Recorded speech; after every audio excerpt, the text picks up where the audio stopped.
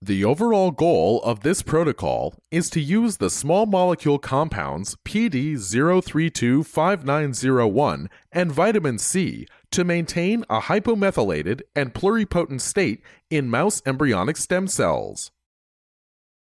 This method can help answer key questions in the field of FBS-cultured mouse embryonic stem cells, such as heterogeneity in morphology and DNA hypermethylation.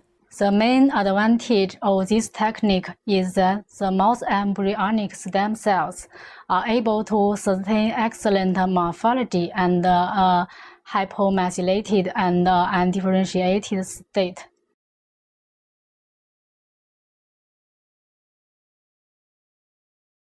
After preparing plates and buffers according to the text protocol, pre-warm the mouse ES cells, culture medium, trypsin, and PBS in a water bath at 37 degrees Celsius. To passage the cells, aspirate the medium from the dish and use 2 milliliters of PBS to rinse the cells 2 times.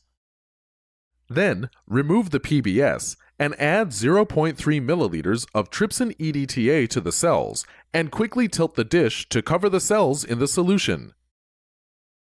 Immediately remove the trypsin and incubate the plate at 37 degrees Celsius for 1 minute to detach the cells. Add 2 milliliters of pre-warmed serum medium to inactivate the trypsin and use a 5 milliliter pipette to resuspend the cell colonies 10 times into a single cell suspension.